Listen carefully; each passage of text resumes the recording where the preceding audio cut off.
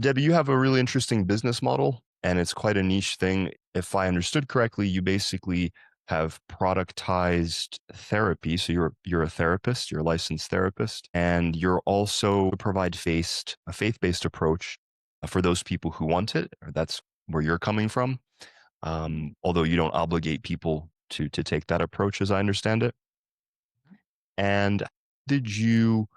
I'm assuming you worked in an office or you had your own practice at some point, a physical practice. Yeah, I'll give you the context behind this because I think it is kind of an interesting story. I had my own practice that had, with staff and other therapists, a physical location. And it got to the point in 2000, I guess 11, where, we were taking Medicaid clients as well as insurance clients. But the challenge, this was in Wyoming at the time, the challenge with working with Medicaid clients is that if they didn't show up for an appointment, there was no way to hold them financially accountable for that.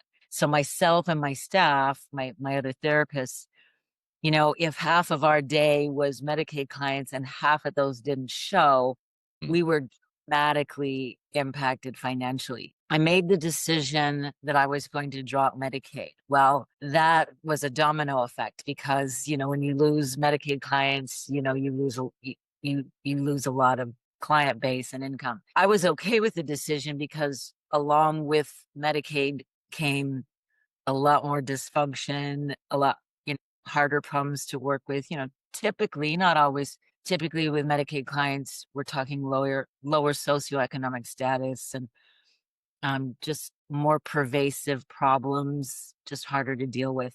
And then, they no show, they just don't show up and, you're just stuck. Well, then right around that time, I needed to get a crown and I needed to go to an ear, nose, and throat doctor. And in both of those cases, I tried to pay the doctor at the end of the appointment. And then the staff at the front said, no, no, no, we'll bill insurance and then we'll send you a bill. And I thought, you know what? This is how we're running our practice as well. This is ridiculous. Why would anybody refuse to take my money up front? Like there's something very broken about this system. And I just decided at that point, I'm not doing this anymore.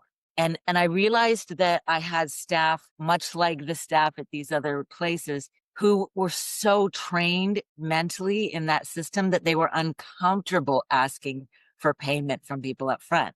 I realized that I had to change the whole system. So I decided not only was I going to drop Medicaid, I was going to drop insurance. That Wow, process started bold. years ago. Yeah, bold. And of course, I lost most of my business, but I retained a small handful of clients. And all of a sudden, I went from just feeling really burnt out and really overwhelmed. And, when you bill Medicaid, you're always worried about fraud because even if you make a mistake and you're unaware of it, it's still fraud if you're billing incorrectly. So there's so much stress on you. Well, all of a sudden I'd gotten rid of all that. And now I had these people paying me out of their own pocket, full up front. And it was like I had found this new passion for what I was doing because this was a different kind of client. This was a client who was really invested in change because, they were putting their money on the line. So I hired a business coach who really changed the way that I was thinking. She was the one, I've had many business coaches since then, but she is the one who made me start thinking about a different model of how to handle therapy. In other words, stop just seeing people client for client hour by hour, pay as you go. So I started thinking about, well, how can I change that up? So I started packaging sessions together and selling them like, pack coaching packages, well, therapy packages, I called them back then. I started doing group workshops. I started trying to implement all these different things. And now fast forwarding today, that's been an ongoing process. I went through a divorce, had to really almost sort of start all over again. The business back in the day, early 2000s, we still had business cards. We still had yellow pages. I lived in a small town. I could go put flyers up. Well, when I was basically essentially starting all over again in 2018, life had changed a lot. Now I needed a new website. Now we had social media, we had cell phones. We didn't have yellow pages anymore. And so I had to really stretch out of what was comfortable and familiar. I had to start blogging. I had to start vlogging. I said I had to go buy a ring light and figure out how to use my phone and film on camera and get over oh, that's what I sound like. Oh, that's what I look like. And then, oh, God forbid, post it to Facebook. And I look back at those early posts from 2019 and I laugh now because the way I do it now has changed so much, but everything is a learning curve. You start somewhere. And it's funny, because I use this sometimes even when I tell with clients, we're always so afraid to make change and do anything new, but it's the only way you grow. And I have truly grown. And as I said, I've worked with many business coaches since then. And along the way, I've learned so much. I've learned about sales funnels and I've learned about, you know, Google ads and Facebook ads and click-through rates, just so much terminology and so many things that have really helped me grow. But yeah, that basically is the backstory to why I had to start thinking differently than so many other therapists. And to move from being a generalist to niching down and really figuring out what am I passionate about? Because back in the days of Medicaid and insurance, I've seen everybody, all ages, all problems, kids, adults. It's very draining to try to be everything to everybody. So I've learned a lot. I've grown a lot. There's tons of room still to improve. Wow, that's a really awesome story and sounds frightening to do that because the Medicaid money or the federal money essentially is kind of golden handcuffs, you could say, in a way. It's kind of guaranteed, but actually it sounds like in reality, while it's guaranteed, the actual client showing up on a regular basis is by no means guaranteed and you don't get paid. Whereas under your new model, you actually have the power to hold people accountable and they want to be held accountable. The clients that you serve now want to be held accountable and they probably improve more, grow more when their money is on the line. I always say put your money where your intentions are. The insurance model is also a medical model. They're tied together. My niche is that I am a faith-based essentially a faith-based marriage counselor / coach because I have a coaching style. And insurance doesn't pay for marriage therapy or marriage coaching. Insurance pays for mental health disorders. So if you and your wife want to get help for your marriage, one or both of you need to be diagnosed with a mental health disorder.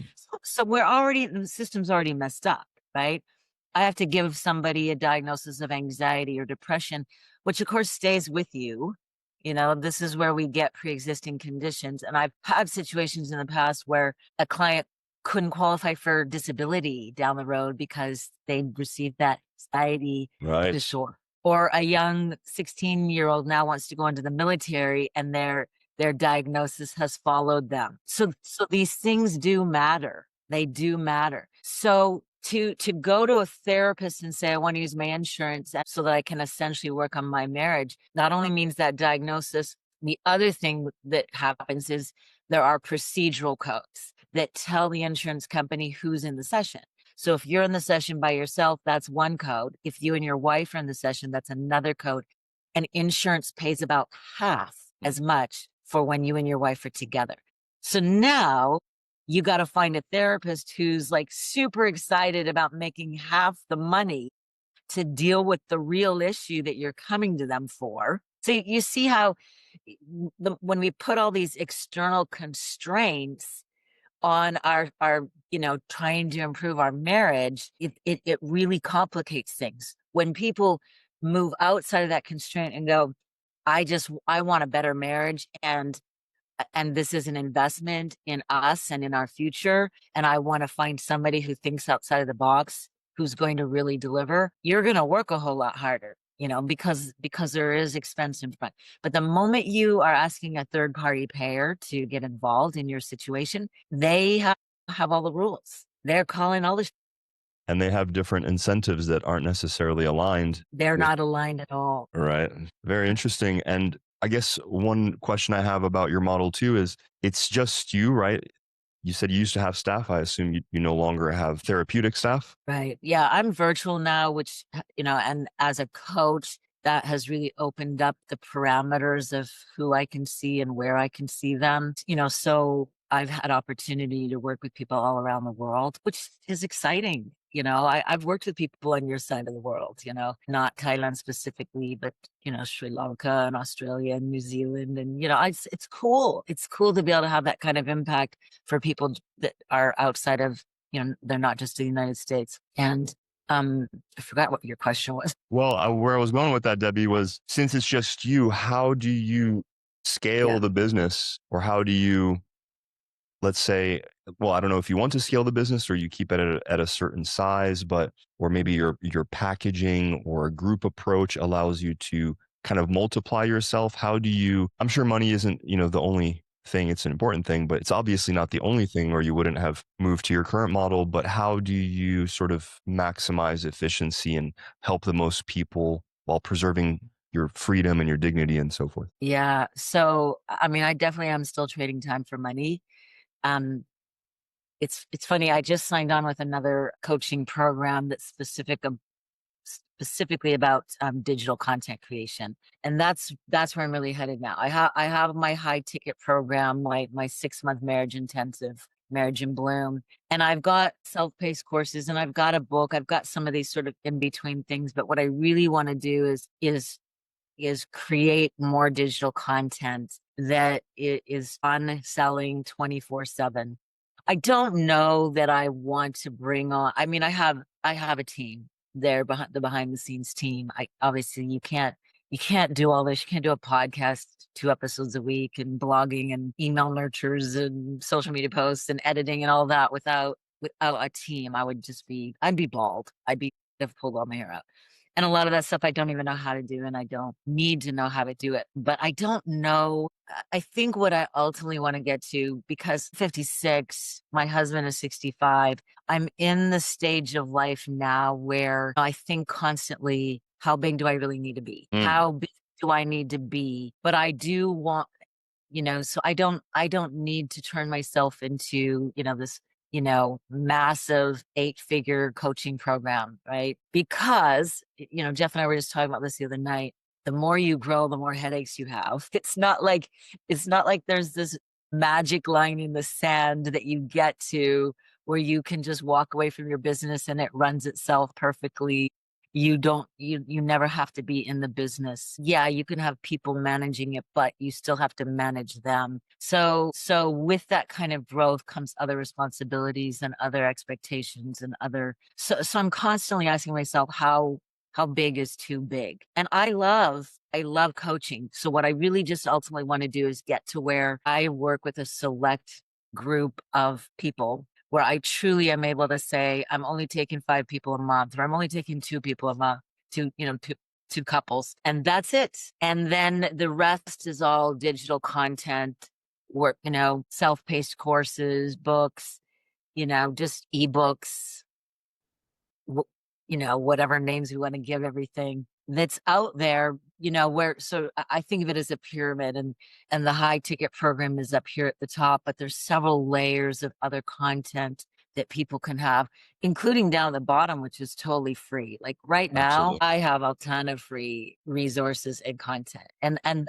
that's one way that I want to show up very differently in this space of other entrepreneurs. I think I don't want to be one of these people who's like, I'm going to pretend to give you a lot of value, but really it's just a sales call in disguise. No, I want to give you a lot of value. And if you never hire me, at least you walked away with some value. That's interesting. You mentioned too that there's stuff that you do in your business, or you have people who help you. I know that you run on WordPress. That's how I found you. Actually, full transparency. I have a list of sites that use LearnDash. This, by the way, this isn't a sales call. If you're waiting for the other shoe to drop, this is just us chatting. But obviously, there is intention to get to know your business, see if you need anything, see if I can help, or refer you on to somebody who could help. Obviously, how do you manage, let's say, as a non-technical person, how do you handle the tech stuff, or do you? Sounds like you delegate all of that, or you have freelancers who help you, or marketing stuff. Like, who I does don't what? delegate all of it. I mean, I've learned for the very simple editing. I made myself learn Canva, so I edit. pretty much all of my own social media posts in a very simple way. I also am a big believer that it doesn't have to be perfect. I once had a business coach that constantly said, massive imperfect action what is is how you grow, and that really stuck with me. You got to start somewhere. So I do all my own. I don't do carousel posts. I wasted way too much time trying to figure out how to do a carousel post. So I have a virtual assistant in the Philippines. He's been with us 3 years now. My husband, we've been married just over 5 years. We actually started really getting to know each other well because I asked him to be my editor of my blogs, and my very first course that I created, the final version of it was being developed years ago, but the final permutation of that, and then ultimately my book, and that was really how he sort of got to know me, was through my content. And then that morphed into he edits the podcast. So he had to learn video editing himself. And he originally was doing my all my video editing, but he's such a perfectionist that I was only able to put out one video post a week. And I finally said, "You're fired.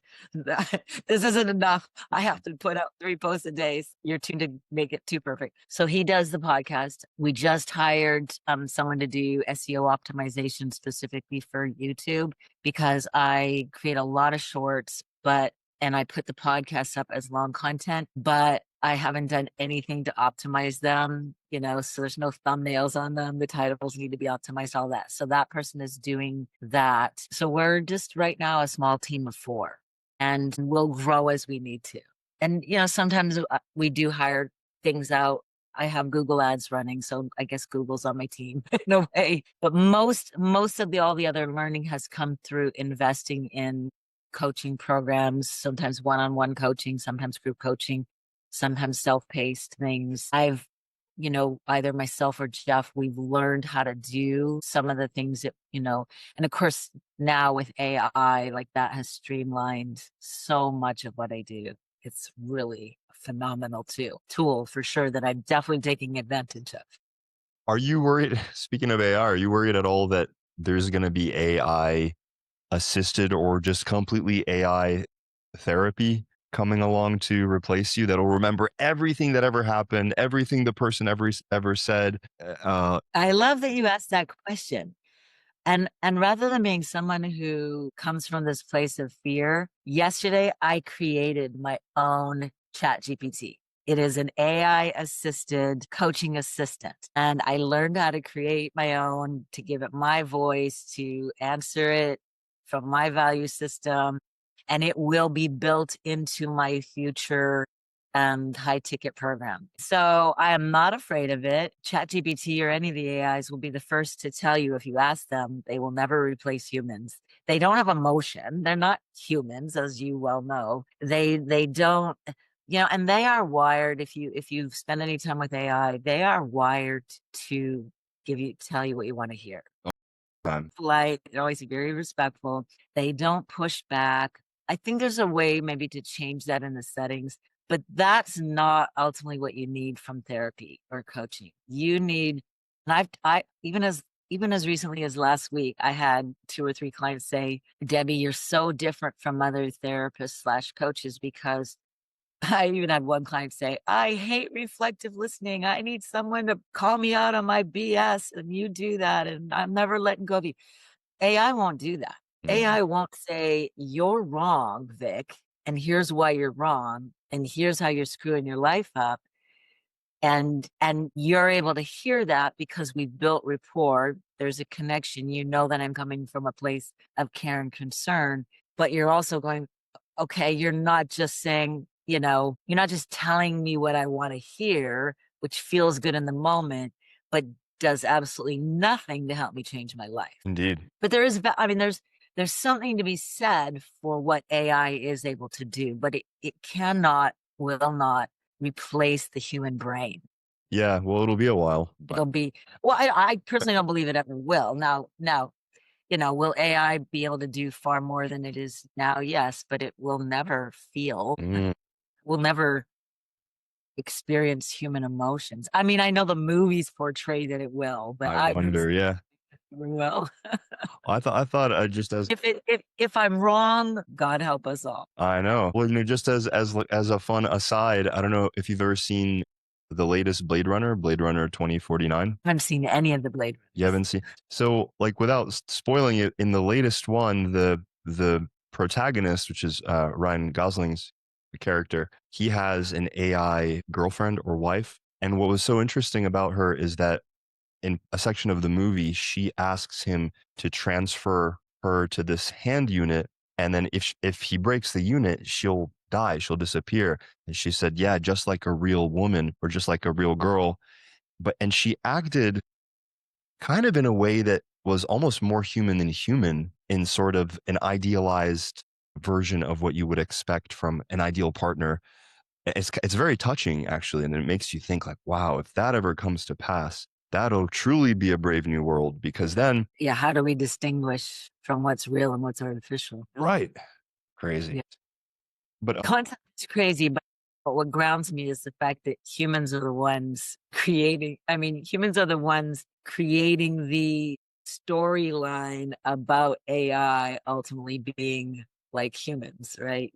I mean, all of that is being generated by the human imagination, which I don't know. We'll see. We'll see what the brave new world looks like once AI becomes what it ultimately is going to be. So, but right now, I mean, I think, AI in the right hands can be a very powerful tool. AI in the wrong hands can, destroy the human race.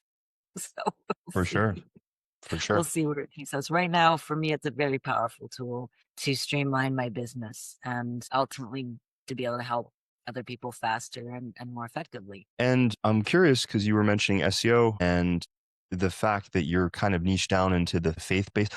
I imagine that you're open to whoever fits your ideal client profile, but you probably would have a preference for Christian clients. Is that You know, yes? yes and no, and I'm gonna clarify that. My favorite kind of client isn't necessarily faith-based. They're just people who are really they believe in personal accountability, they believe in owning their own flaws, and they're willing to do the work. I mean, I have clients right now who are not faith-based at all, and I love showing up for them every time I have appointments with them. They're an absolute joy to work with. But I think the reason why I really truly gravitate towards faith-based is because it frees me up to be able to talk about tools that are fundamentally, in my mind, in my belief system, far more powerful than just this humanistic approach of everything is already within you and you just need to tap into it. I don't Mm, personally believe that. If that were true, then what's wrong with us? So I mean, there's this whole messaging out there that it's all already within you, and I, I don't see the evidence of that. I see that in fact, when people come to me, they don't have the tools. They don't know what to do. They are truly stuck. They don't just need me to pull out what's already innately within them. They literally need to be coached and educated on what's missing in their thinking, in their hmm. communicating their way of behaving. And it's beautiful to see the light bulb go on and go, oh, right. It's beautiful to see them implement it and get a positive change out of it. Well, how do you find these folks? Like, how do you find your customers beyond the ones that stayed on with you or who were referred? Yeah. Yeah. Google Ads for sure is a very important source for new clients. Word of mouth for me is very powerful. I get people through my organic posting. I Mm, do. I have a email subscriber list, so I don't bombard them. I don't. There are philosophies out there that say email them every single day, but I personally find it really annoying to be blasted by people's marketing messages constantly. So I have more of a drip philosophy. Sometimes you don't hear from me for a while. You do, and then the podcast. I didn't do the podcast to bring in new clients. I did it to nurture the the subscribers that I already have, the people who are already out there listening to me. But I'm kind of I always ask somebody new, how did you find me? And sometimes it's Google Ads, sometimes it's they found me through a YouTube video or a Facebook video, Instagram or, so it's always different. Yeah. Hmm. I did Facebook ads a couple years ago, but I think Facebook is changing as far as all of that. I find Facebook ads to be very expensive. And again, I personally am bombarded with Facebook ads. It's annoying. I would rather someone actually be searching in Google, to find a marriage therapist or marriage coach, faith-based, right? Like they're actually looking for that than to be constantly scrolling and there's how do you get heard? How do you get Yeah. listened to when the algorithm is pushing so many other similar um coaches out there at somebody? It's hard to get heard, but when they're searching for you and you've done your ads well and you pop up at the top of the search engine, that's very different and it brings a different kind of traffic to you. Very high intention, but they're ready to rock, right? Like they Yeah. know. Yeah. Yeah, as opposed to scrolling, not interested. Now your messaging has to be really on point to get heard in all of that. And they might be at a stage of the, what is it, like the problem recognition cycle where they might dimly be aware that, hey, my relationship is troubled, let's say. Yeah, yeah, And so then you have to sort of use marketing to appeal to them and educate them and, take them through this yeah, whole funnel, which is fine. That's all. I mean, that's part of of doing business as well. But if you can just get straight to the point, as long as that, it's great that Google ads are working. I've heard from a lot of folks that they were using Google ads effectively and then they kind of dried up or they got prohibitively expensive. it ebbs and flows. You can set your own budget. I always, for me, AI helps with this a lot, but I like to keep my landing page refreshed. The landing page being, the URL that people are clicking to when they click through on my ad. So, if I go 30 days, I haven't had anybody schedule a discovery call with me. It's time to refresh my page. It's not that hard to do, change up the content, change up some of the images, pause the ads, put them back out again. Everything's a constant test. And let me speak to this. People who are going to be successful in any entrepreneurial business, no matter what they're doing, they've got to get they got to let go of the mentality that they're going to be an overnight success because behind the scenes of any so-called overnight success are years and years and years of not giving up, years and years and years of hanging in there and valuing the journey, the process, and not just the outcome. So I never pin my success on how many sales calls did I get, or how many people bought from me, or how many likes or followers do I have. That stuff's great, but my success is built on today I have to do 3 posts. I got to go put a story out, a reel, and a regular post. And it's going to go up to multiple platforms. And when I can check that off at the end of the day, I was successful because again, that drip philosophy that I have is that for me, that's building character. That's my ultimate goal is do I get up and know what I need to do and do what I say I'm going to do and follow through on that in every area of my life. Yes, I did that. Okay, then I'm a success. Did it lead to, going viral on a post? No, but you know what? I don't actually even want to go viral because that brings with it its own consequences.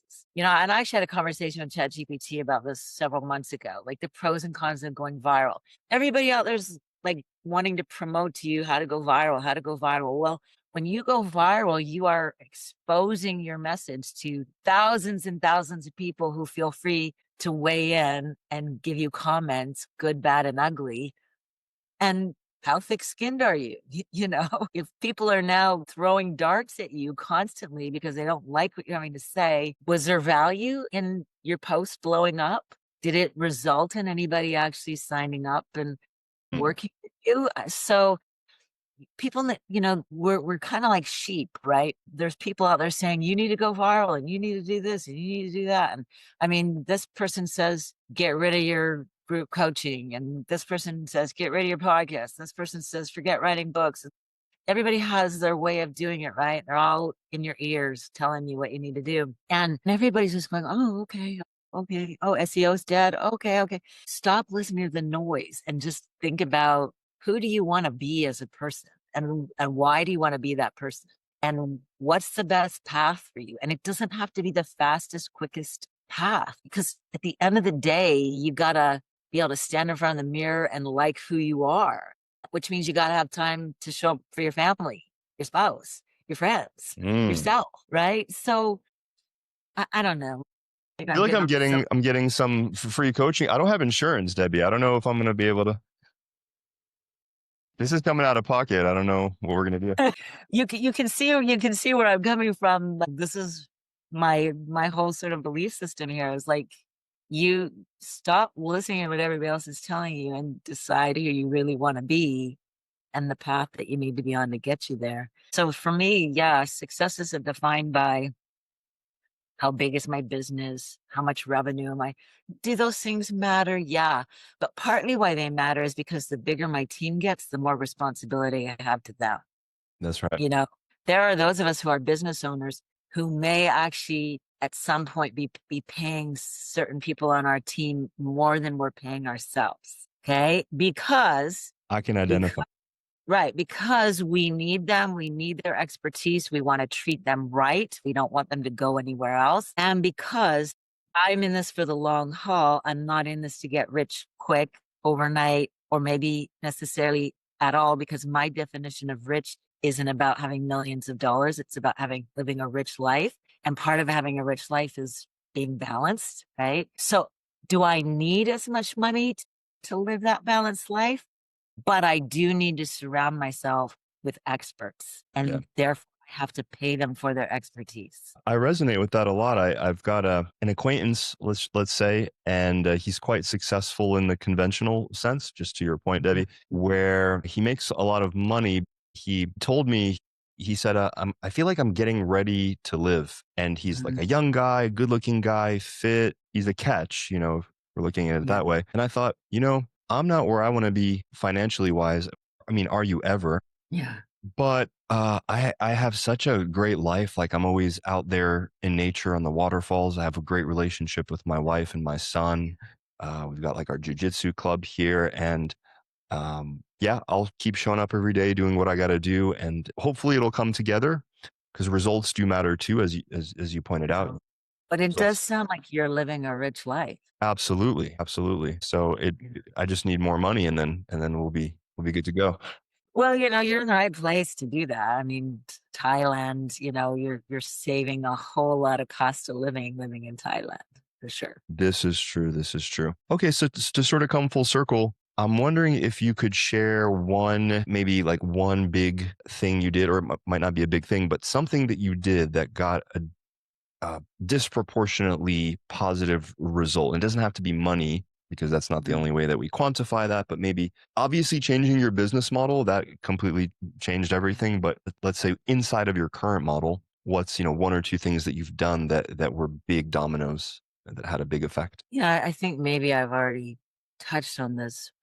Letting go of the need to do everything myself. Mm, You can become the bottleneck in your own business, right? So, and it took other coaches to help me really understand this, but when you can let go of the money and go, I need someone else to do this, it frees up so much time and energy. I am a very creative person. I love creating content. If I could just get paid to come up with ideas all day long, that would be like the best career in the world. But that means that to free me up for content creation, I got to be able to pass it on to other people to like turn that into what I need to have happen. It was just me getting out of my own way because I think a lot of solopreneurs they go from being an employee to being a solopreneur because they want to control everything. They want to make all the decisions and then they bring people on, but they want to micromanage them too. mm, And when I recognized that in myself and I said, you know what, I've got to, not only do I need a team, but I've got to trust that they know what they're doing better than I know what they're doing. And I don't need to know everything. I just need to see the results. It changed everything.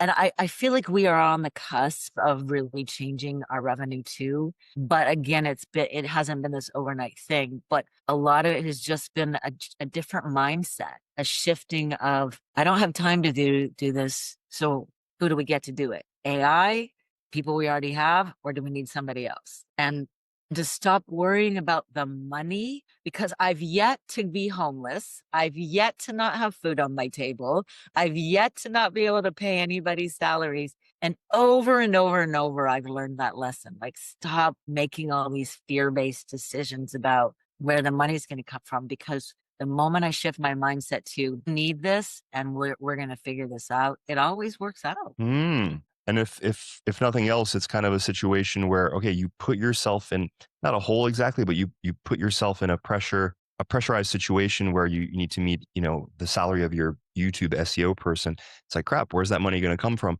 Well, I don't know. Let me figure it out. Can I sell more sessions to, my VIP clients? Can I give them some kind of great deal and use my Yes. sales and marketing skills to benefit them, but also allow me to finance this next move up? Yeah. And it forces you to rise to the occasion or not, but sounds like it's been working out for you. It's one of those, I use this one as an example all the time when I teach clients about limiting and false beliefs. And I differentiate between the two because I believe limiting beliefs can sometimes have an element of truth to them, but it's still holding us back. And money is a really good example of that.